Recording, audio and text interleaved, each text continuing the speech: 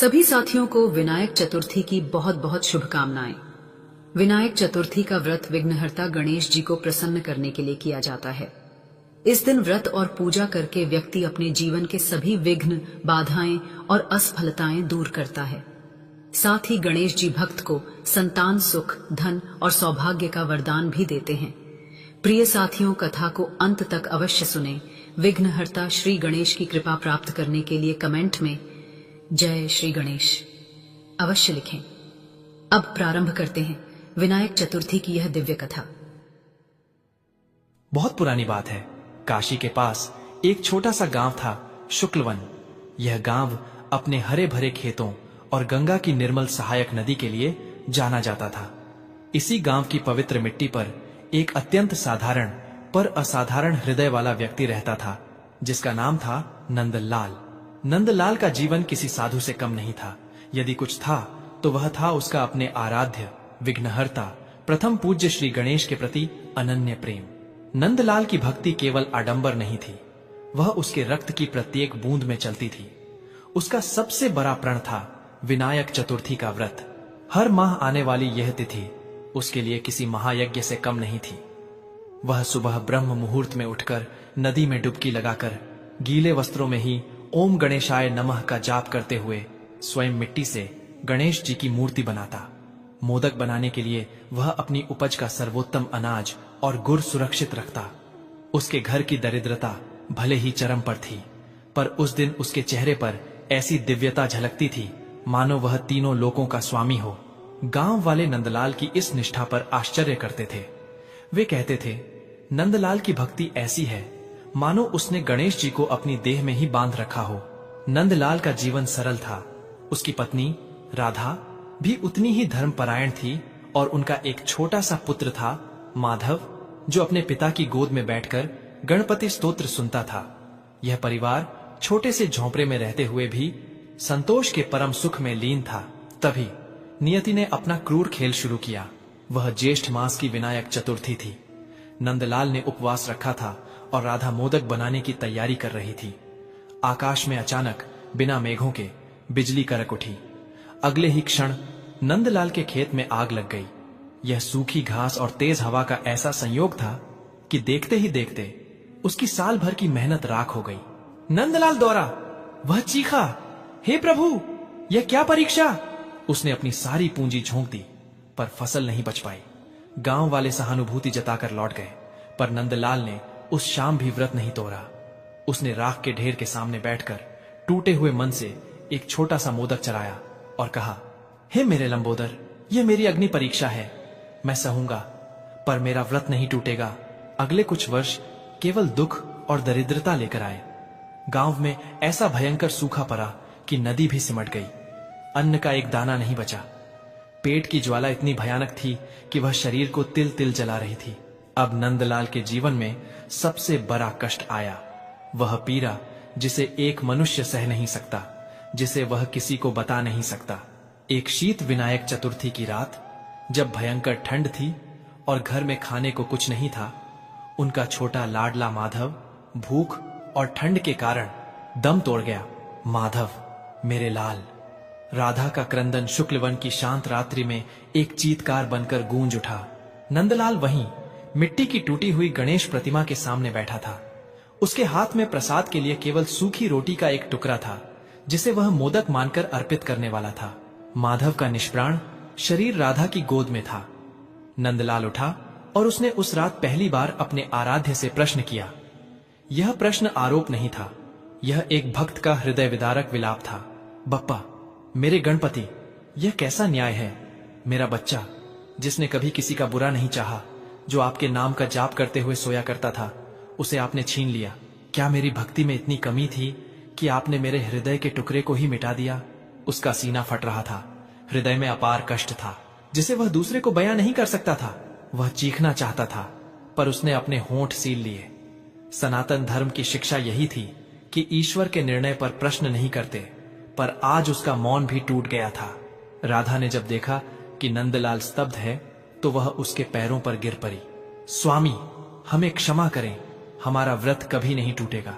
शायद यह हमारे ही कर्मों का फल है। नंदलाल ने आंखें बंद कर लीं और उसके ललाट से पसीना टपकने लगा।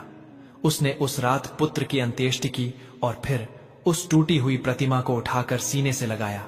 ठीक है मेरे देवा, अगर यह मेरी परीक्षा है तो यह तपस्या है। मैं देखूंगा कि तुम कब तक मौन रह सकते हो। उस पल नंदलाल की भक्ति साधारण श्रद्धा नहीं रही, वह एक विराट मौन तपस्या बन गई। एक ऐसा हठयोग जिसने विधि के विधान को विवश करने का संकल्प ले लिया था। अगले 5 साल नंदलाल के लिए जीवन नहीं, केवल यातना थे। सूखे के कारण गांव उजड़ गया। राधा भी कुछ ही समय बाद शायद पुत्र वियोग या निरंतर कष्ट के कारण बीमार पड़ी और चल बसी। नंदलाल अब अकेला था। उसके पास मिट्टी से बनी गणेश जी की छोटी प्रतिमा और फटे हुए वस्त्रों के अलावा कुछ नहीं बचा था। वह अपनी जमीन जायदाद बेच चुका था। जो थोड़ा बहुत धन था वह इलाज में चला गया। वह अब दर दर की ठोकरें खाने वाला एक गरीब विक्षिप्त सा दिखने वाला व्यक्ति बन गया था। वह कभी किसी शहर में काम ढूंढता, कभी जंगल के किनारे सूखी टहनियां बीनता। लोग उसे देखते और मुंह फेर लेते, क्योंकि विपत्तियों ने उसे ऐसा जकड़ लिया था कि वह हमेशा दुखी और अशुभ दिखाई देता था। देखो, यह वही नंदलाल है जिसे उसके देवता ने त्याग दिया। इसे दरिद्रता का श्राप लगा है। गांव वाले उपहास करते। एक बार एक धनी सेठ ने उसे काम दिया, लेकिन काम शुरू करने के तीसरे ही दिन सेठ के गोदाम में चोरी हो गई।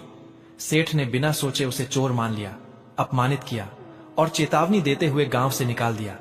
तुम मनहूस हो, तुम्हारे साथ विपत्तियां चलती हैं, दूर हो जाओ मेरी नजर से। नंदलाल रोया नहीं, वह बस चुपचाप चल दिया। उसके हृदय में अपार कष्ट था जिसे वह शब्दों में व्यक्त नहीं कर सकता था। उसके होंठ हमेशा सिले रहते थे, पर उसकी आत्मा चीखती थी। कष्ट चाहे जितने भी बड़े थे, पर उसका एक प्रण कभी नहीं डिगा विनायक चतुर्थी का व्रत। हर महीने जब चतुर्थी आती, वह चाहे सड़क पर हो या किसी उजाड़ खंडहर में या भूखा प्यासा, वह जल का एक घूंट भी नहीं लेता था। उसके पास मोदक के लिए कुछ नहीं होता था, इसलिए वह केवल एक मिट्टी का ढेला उठाकर उसे गणेश जी की मूर्ति के सामने रखता और घंटों मौन होकर रोता रहता।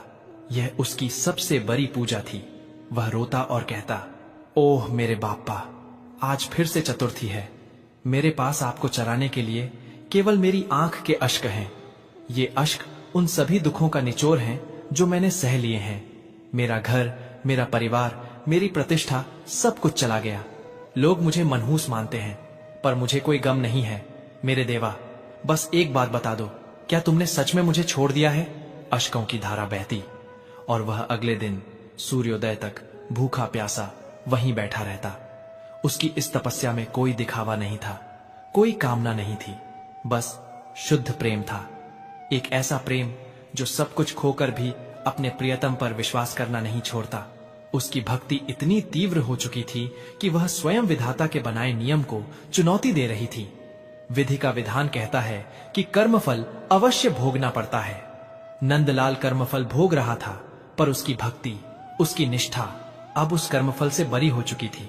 कहते हैं, जब किसी भक्त का विश्वास उसके सारे दुखों से भी बड़ा हो जाता है, तो स्वयं भगवान को अपने नियमानुसार बनाए गए बंधन तोड़ने पड़ते हैं।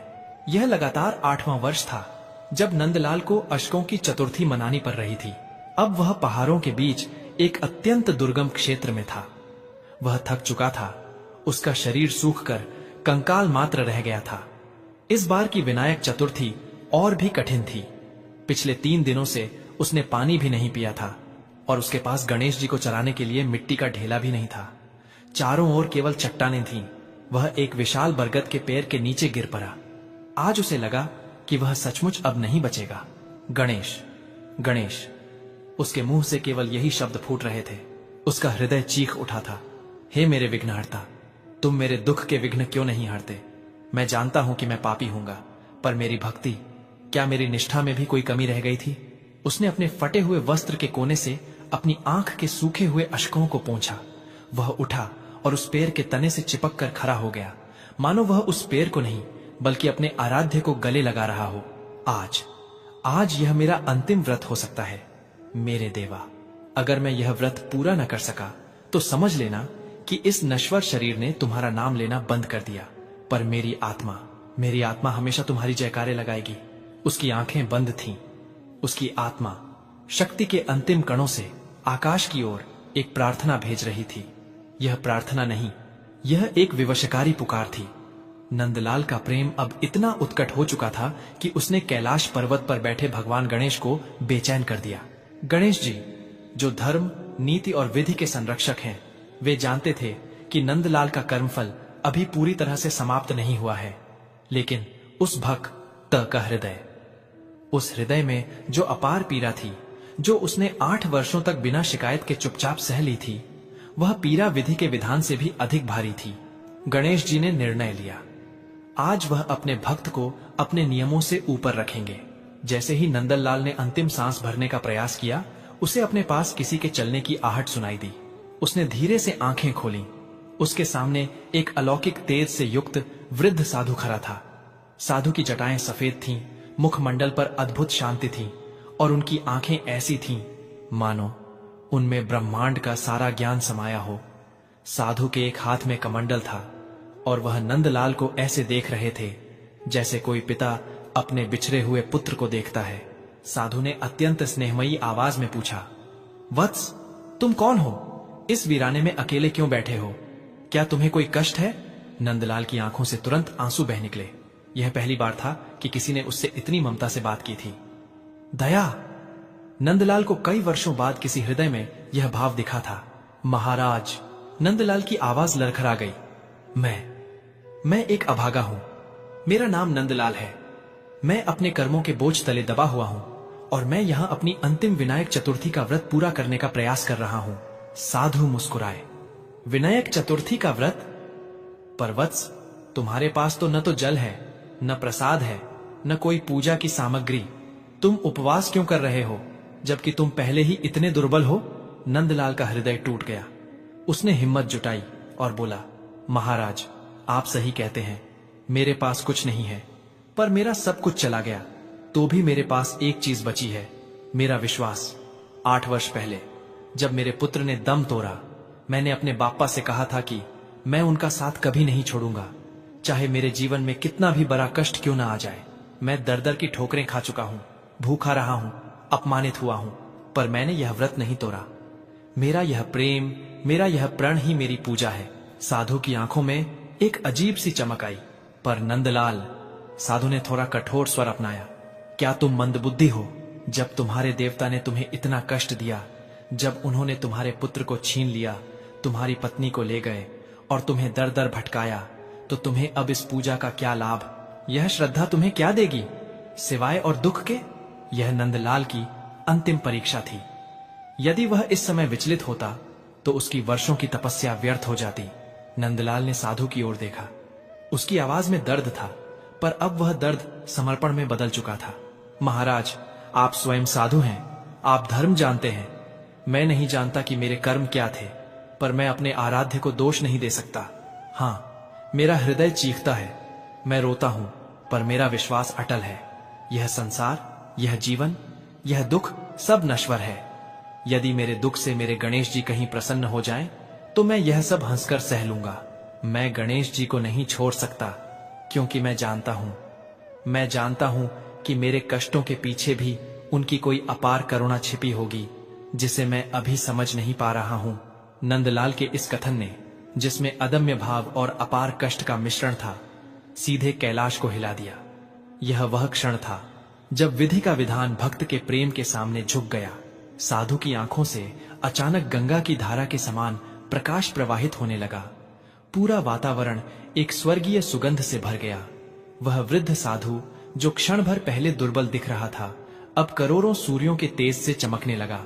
नंदलाल, वह आवाज गूंजी। वह सिर्फ आवाज नहीं थी, वह ब्रह्मांड का संगीत था। नंदलाल ने भय से आंखें बंद कर लीं, पर वह प्रकाश इतना तीव्र था कि वह उसे अपनी बंद पलकों के पीछे भी महसूस कर रहा था। आंखें खोलो मेरे अनन्य भक्त। नंदलाल ने धीरे धीरे आंखें खोली। उसके सामने वह साधु नहीं था, उसके सामने स्वयं गणों के पति, गजवदन, विघ्नहर्ता श्री गणेश अपने विराट चतुर्भुज रूप में खड़े थे। उनके हाथों में पाश, अंकुश, मोदक और अभय मुद्रा थी। उनके मस्तक पर चंद्रमा चमक रहा था। नंदलाल लड़खड़ाकर जमीन पर गिर पड़ा।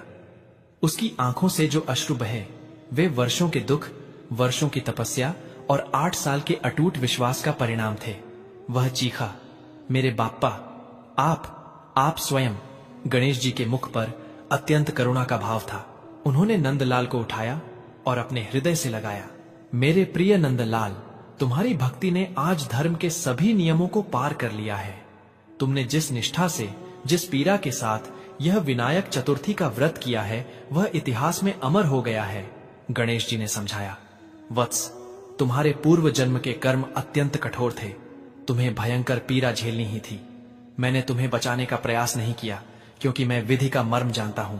यदि तुम उन कष्टों को नहीं भोगते तो तुम्हें अगले जन्मों तक भटकना पड़ता। मैंने तुम्हें सिर्फ यह शक्ति दी कि तुम उन कष्टों को भक्ति की तपस्या मानकर सह सको। तुम्हारी भक्ति साधारण नहीं थी नंदलाल। तुम्हारी भक्ति ने मुझे आने पर मजबूर कर दिया। तुमने अपने तप से, अपने आंसुओं से विधि के बंधन को तोड़ दिया है। नंदलाल रो रहा था। यह आनंद का रोना था, यह मुक्ति का रोना था। हे गणेश, मेरा सारा दुख सार्थक हो गया। मुझे और कुछ नहीं चाहिए। गणेश जी ने मुस्कुराते हुए कहा, नहीं वत्स, मेरी करुणा इतनी छोटी नहीं है। आज से तुम्हारे सारे कष्ट समाप्त। तुम्हें जिसने अपमानित किया है, वे सब तुम्हारे चरणों में झुकेंगे। तुम्हारी दरिद्रता अब परम समृद्धि में बदल जाएगी। मैं तुम्हें वरदान देता हूं कि तुम अपने शेष जीवन में न केवल सुख शांति से रहोगे, बल्कि तुम्हारे घर में सदैव मोदक और ज्ञान का प्रकाश रहेगा। और सबसे बड़ा वरदान, गणेश जी ने नंदलाल को मोक्ष की ओर इंगित करते हुए कहा, ओह मेरे प्रिय भक्त, तुम्हारा पुत्र और पत्नी जिन्हें तुमने खो दिया था, वे दोनों मेरी कृपा से मोक्ष को प्राप्त हुए हैं। और अब जब तुम्हारा समय पूरा होगा तो तुम सीधे मेरे धाम आओगे। गणेश जी ने अपनी शक्ति से एक क्षण में उस उजाड़ पहाड़ पर एक सुंदर आश्रम बना दिया। विघ्नहर्ता ने नंदलाल को आशीर्वाद दिया और उसके देखते ही देखते वह अलौकिक तेज साधु के रूप में आकाश में विलीन हो गया। नंदलाल वहीं मूर्छित होकर गिर पड़ा। जब वह उठा तो उसने देखा कि वह एक शानदार आश्रम में लेटा है। उसकी देह स्वस्थ हो चुकी थी। उसके पास धन, अन्न और सबसे महत्वपूर्ण मानसिक शांति थी। उस दिन से नंदलाल ने कभी किसी से अपने कष्टों का बखान नहीं किया। वह जानता था कि उसके दुख कितने बड़े थे, पर उसकी भक्ति और भी बड़ी थी। वह जीवन भर उस आश्रम में रहा और विनायक चतुर्थी का व्रत उसने और भी निष्ठा से किया। गांव वालों ने जब सुना कि नंदलाल को साक्षात गणेश जी ने दर्शन दिए हैं, तो वे लज्जित हुए और उसके चरणों में क्षमा मांगने आए। नंदलाल ने उन्हें अत्यंत प्रेम से क्षमा कर दिया। नंदलाल की कथा सनातन धर्म की उस महान शिक्षा का प्रमाण बन गई कि जब मनुष्य का विश्वास अटल होता है तो वह केवल भाग्य को नहीं, बल्कि स्वयं विधि के विधान को भी बदल सकता है। उस भक्त की तपस्या, जिसने अपने अश्कों से गणेश जी को धरती पर आने पर मजबूर कर दिया, आज भी हर विनायक चतुर्थी की कथा में गूंजती है। उसने बता दिया कि सच्ची श्रद्धा में कोई कामना नहीं होती, वह तो केवल प्रेम है जो दुख के पहाड़ों को भी मोम की तरह पिघला देता है। प्रिय साथियों, इस वीडियो में विनायक चतुर्थी की पावन व्रत कथा यहीं पर समापन होती है। हम कामना करते हैं कि विघ्नहर्ता की कृपा आप सभी पर बनी रहे, आपके जीवन में सदैव सुख, शांति, समृद्धि और सकारात्मक ऊर्जा का संचार होती रहे। यह विशेष दिन न केवल भक्ति भाव से भर देती है, बल्कि हमारे जीवन में एकता, प्रेम और आस्था का संदेश भी लेकर आता है। विनायक चतुर्थी की व्रत कथा को सुनने के लिए हृदय से धन्यवाद। कृपया अपने विचार और अनुभव कमेंट्स में अवश्य साझा करें और जय श्री गणेश लिखना न भूलें। आपके द्वारा किए गए कमेंट्स न केवल आपको प्रेरित करेंगे, बल्कि अन्य दर्शकों के लिए भी भक्ति और श्रद्धा का स्रोत बनेंगे। जय विघ्नहर्ता श्री गणेश।